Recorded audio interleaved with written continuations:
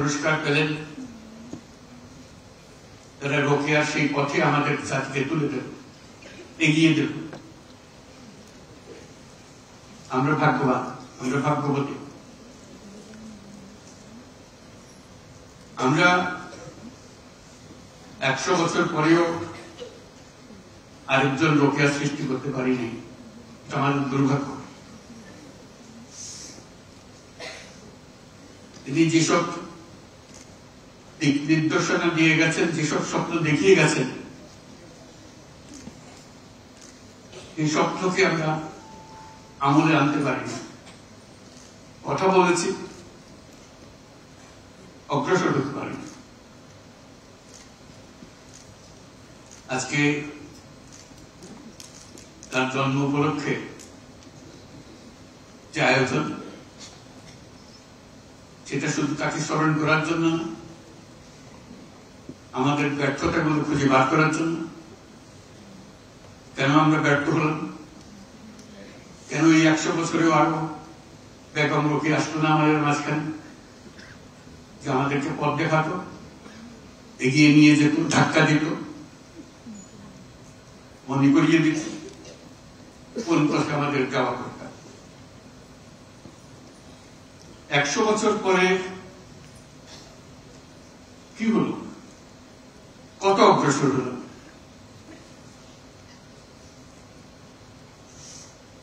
উনিশশো 1974 সালে বিরাট দুর্ভিক্ষ হল, পথে পথে মানুষ মারা গেল। আমরা নির্বাক তাকিয়ে দেখলাম, কিছুই করলাম না। তাদের মধ্যে বহু মহিলার মৃত্যু, তার সন্তানের মৃত্যু, কারো মধ্যে কারো হিসেবে 15 লক্ষ মানুষ ওই দুর্ভিক্ষে মারা গিয়েছিল।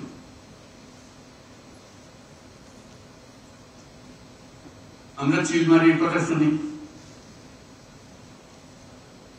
আমরা মঙ্গার কথা শুনি,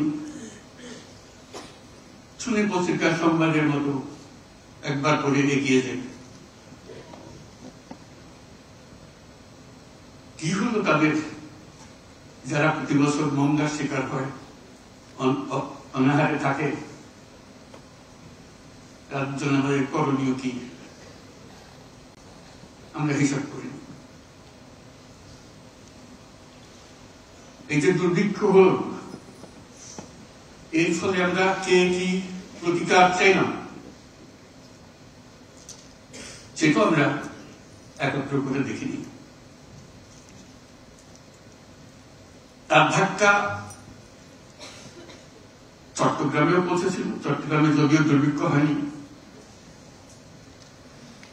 ধাক্কাটা পৌঁছে সারা দেশের ধাক্কা সেখান থেকে আমরা অনুভব করেছি।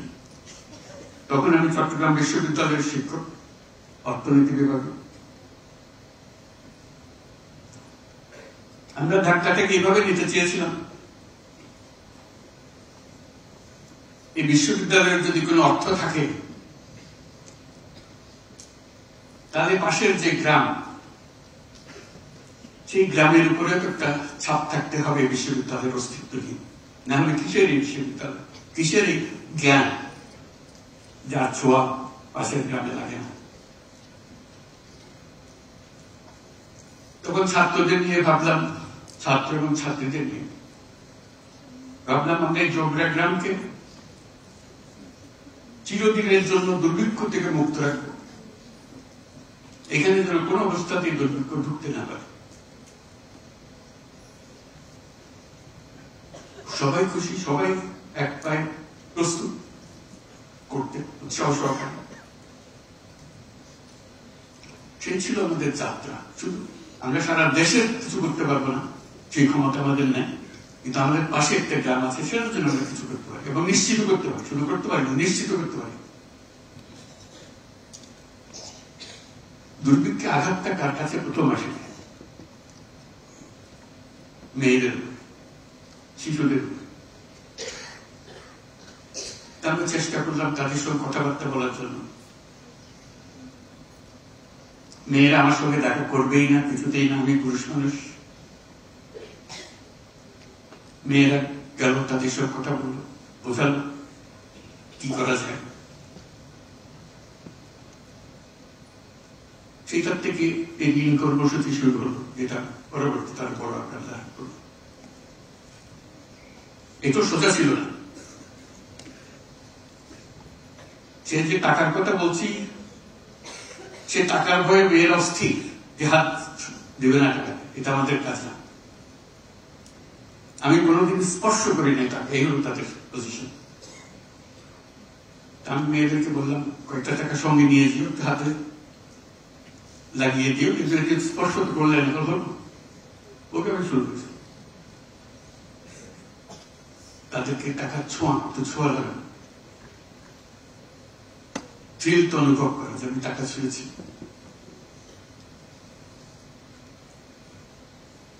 টাকা দিতে হলে একটা নামটা লিখতে হয়, নাম তো আর খুঁজে পাওয়া যায় না, কারো নাম নাই। এটা হলো মহিলাদের কপাল।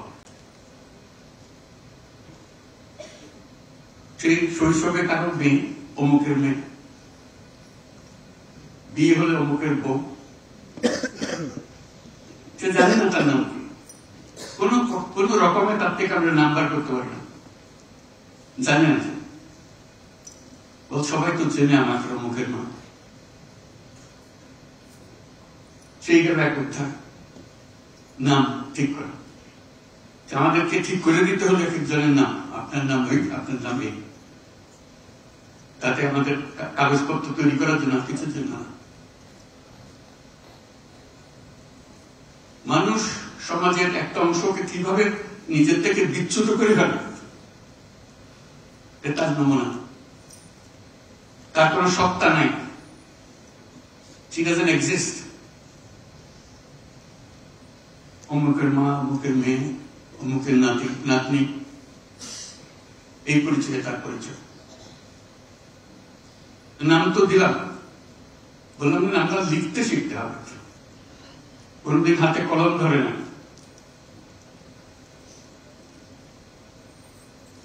তাদের হাতে একটা কাঠি ধরিয়ে দেওয়া হল, কাগজ নেন, দুলার উপরে, মাটির দুলার উপরে লিখবে। ওই নাম লিখতে না পারলে আমরা বললাম যে তোমার আমাকে আমাদের কর্মসূচিতে নেব না, এটা বিরাট চ্যালেঞ্জ। সে ঢুকবে, এই নাম লেখাটাকে শিখতেই হবে। দিন রাত পরিশ্রম করছে, টক টক করে চোখের পানি পড়ছে, এবং সেই নাম লেখা সে শিখল। সগৌরবে এসে পরীক্ষা দিল, নাম লেখা থেকে সবাই মিলে হাততালি দিল, সে সোজা হয়ে দাঁড়াল, তার নাম লিখতে পারে। তার নবজন্ম হলো।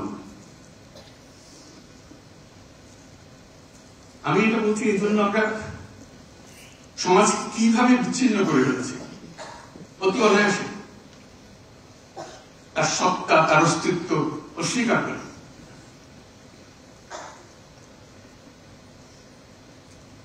তার জন্য নানা রকমের অসুখ বিসুখের প্রশ্ন উঠল। একটা হলো ডায়রিয়া, তখন সারা দেশে ডায়রিয়ার প্রকোপ। তাকে স্যালাইন বানানো শেখানো হলো, যে সগৌরবে খোঁজ করে কার বাড়িতে কোথায় ডায়রিয়া হচ্ছে, কারণ সে এখন ডাক্তার, ডায়রিয়ার চিকিৎসা করতে হবে।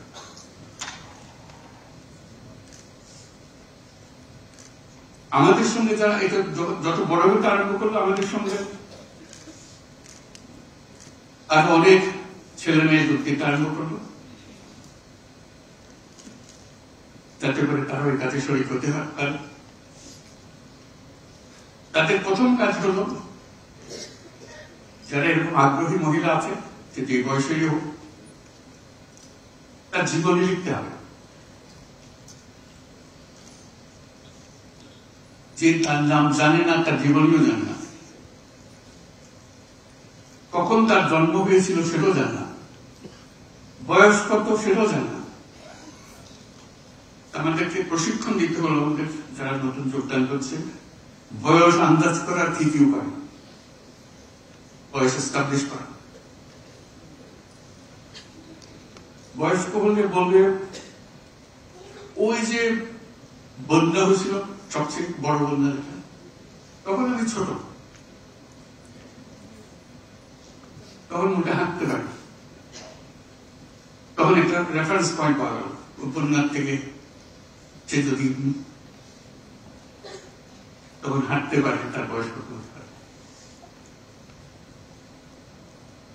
যেহেতু একটা চট্টগ্রাম, সে একটা কথা বলতো, 59 মগি তুফানে আমি তখন দৌড়াদৌড়ি করতে পারি। 59 মগি কপি সেটার থেকে বার করে তার বয়স বার করা। যে নিজের নাম জানে না, নিজের জন্ম তারিখ জানে না, নিজের অস্তিত্ব সম্বন্ধে কিছুই জানে না, এইগুলো বাংলাদেশ আমাদের।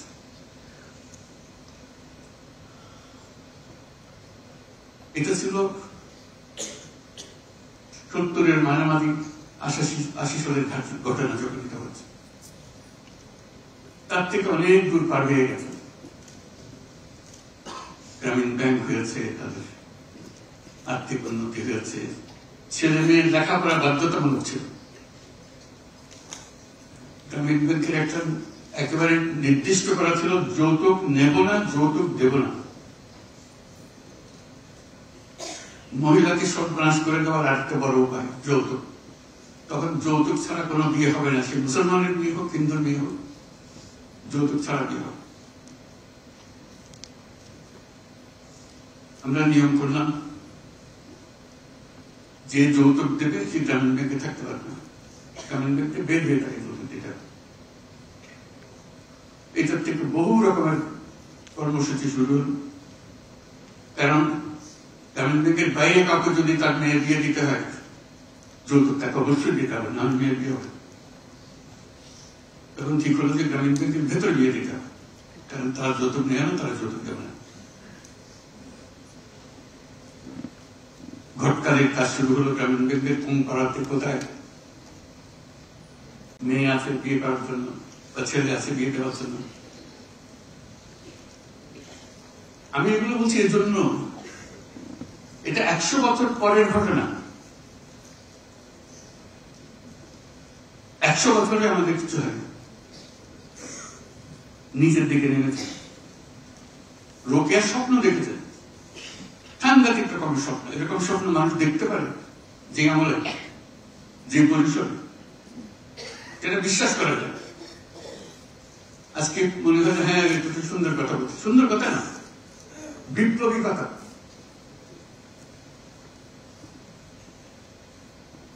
সমস্ত সমাজকে ঝাঁকুনি দিয়ে কথা,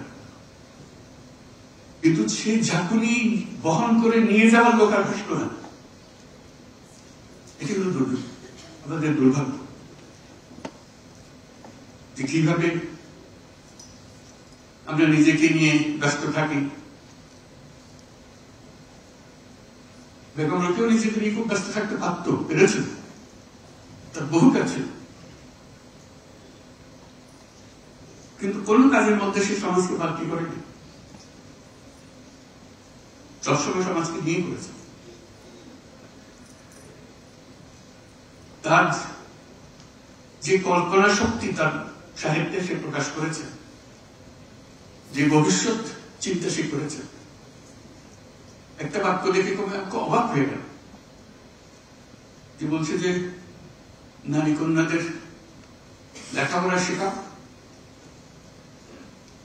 যাতে তার অন্য উপার্জন করতে পারে। সেই 100 বছর আগে কথা, 150 বছর আগে কথা, অন্য অর্জন করতে পারে। চাকরির কথা বলেন, আজকে আমরা বলছি উদ্যোক্তা হতে হবে, এই হতে হবে, সে বহুকাল আগে করে চলে গেছে। সে শিক্ষা নিয়ে চাকরির জন্য দৌড়াদৌড়ি করো, তোমার চাকরি কোথায় কোথায় আছে আমরা হদিস দিই, কিচ্ছু বলবে, নিজের অন্য ব্যবস্থা করো। সেখান থেকে আমরা শিখতে পারছি না, উৎসব করছি, সব করছি, করছি। আমাদের দৈনন্দিন পথে রোকেয়ার সঙ্গে থাকুক, তাহলেই সত্যতা। আজকে যারা পুরস্কার পেলেন তারা শুধু বাংলাদেশের নয়, সারা বাংলাদেশকে তারা অন্য এক পর্যায়ে নিয়ে গেছে প্রত্যেকে। এটা আরো একটি পুরস্কার না, এটা যুগান্তকারী পুরস্কার, যারা আমাদেরকে দুনিয়ার সামনে অন্য স্তরে নিয়ে গেছে। এরা শুধু বাংলাদেশের মেয়ে না, এরা সারা পৃথিবীর নেতৃত্ব দেওয়ার মেয়ে। কাজে তাদেরকে যে আজকে আমরা পেয়েছি এই ছোট অনুষ্ঠানে সম্মান দেখানোর জন্য, এটা তার প্রথম ধাপ। তারা সারা বাংলাদেশকে পাল্টে দিচ্ছে। আজকে যে অনুষ্ঠানটা হলো তার কথা যখন পত্র পত্রিকা ছাপা হবে, পড়বে, প্রত্যেক মেয়ে চিন্তা করবে কি রে আমরা কোথায়, আমরা কেন হতে পারছি না এরকম। তাদের স্ট্যান্ডিং, তাদের বক্তব্য, তাদের ফিলসফি এটা শুধু বাংলাদেশ প্রেক্ষিতে না, এটা বিশ্ব প্রেক্ষিতে। এদের প্রত্যেককে সারা দুনিয়া সম্মান করে। আমরা প্রথম তাদের সম্মান দেখাবো, তাদেরকে দেখে পুরস্কার দেওয়ার জন্য। আজকে যে নারী সমাজ, গণ-অভ্যুত্থান পরবর্তী নারী সমাজ, সেটা ভিন্ন নারী সমাজ, নতুন বাংলাদেশ গড়ার নারী সমাজ। এদের মাধ্যমে এই নতুন বাংলাদেশের যাত্রা শুরু। তারা শুধু নারীদের নয়, সবাইকে উঁচু করে, সেই জন্য তাদেরকে উঁচু করে ধরে রাখা আমাদের জন্য এত দরকার। বেগম রোকেয়ার মতো যেন না, সুন্দর লিখে গেছেন, আমরা পড়েছি, ভালো হয়েছে। কিস্সা খাতুন ঝাঁকুনি দিতাম, এটা কোথাও এক জায়গা থেকে আসবে না, প্রত্যেক জায়গায় যাবে।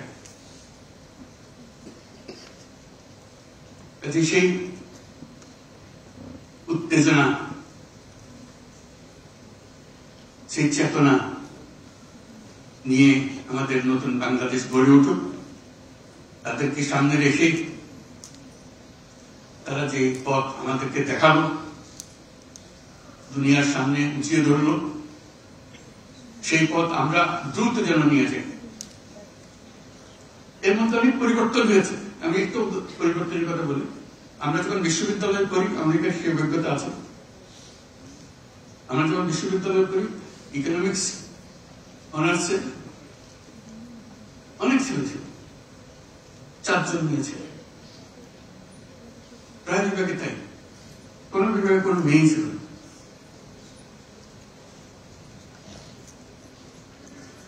আজকে যে কোনো শিক্ষায়তনে যা, মেয়ে উপচে পড়ছে। এদিন ঢাকা বিশ্ববিদ্যালয়ের খবর নিলাম, অর্ধেক ছিল, অর্ধেক নেই। আমি শুধু জিজ্ঞেস করলাম, মেয়েদের হল কয়টা?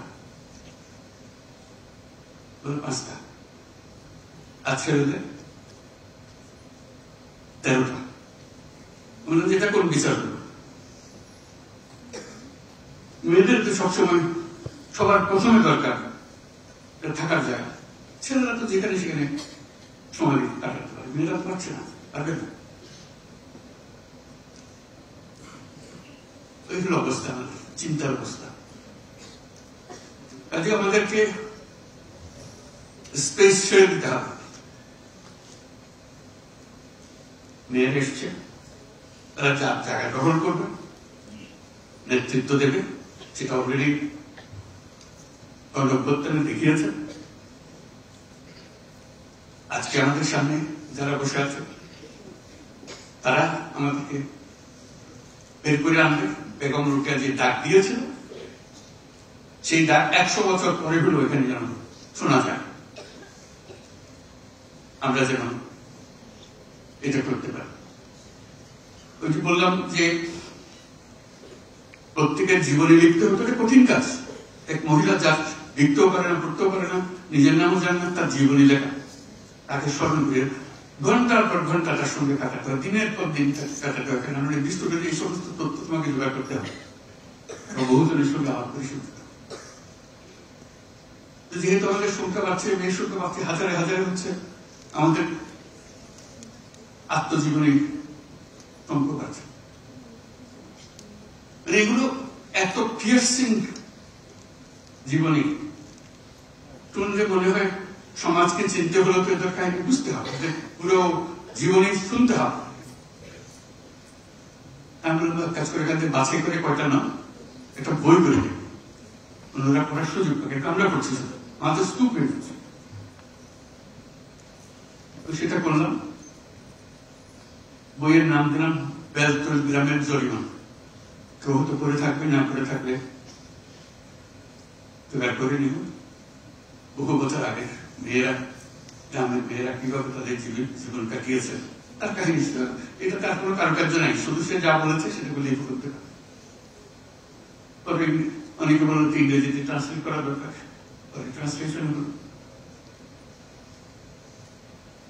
আর এই বই, ওই কাহিনীগুলো যারা লিখেছিল, যারা কামিনবাগে যোগদান করেছিল, তাদের অনেকে পরবর্তীকালে অনেক উচ্চতরের পেশায় নিযুক্ত হয়েছে। যেমন বেলতল গ্রামের জরিমানের লেখার এক একজন এখানে আজকে উপস্থিত আছে, তারা সরকারের অতি উচ্চ পদে আসীন করে আছে এরকম। কিন্তু ওই স্মৃতি তার নিশ্চয় থাকবে যে যার সঙ্গে আমার পরিচয় হয়েছিল, যার জীবনে আমি লিখেছিলাম, তার কাহিনী। এটা একটা বড় জ্ঞান লাভ করা। আজকে এদের উসিলায় আমরা যেন আবার নিজের দিকে তাকাতে পারি, আমরা কোথায় আছি। বেগম রোকেয়া যদি স্বপ্ন দেখতে পারে, আমরা তো ভাই স্বপ্ন দেখতে, অসুবিধা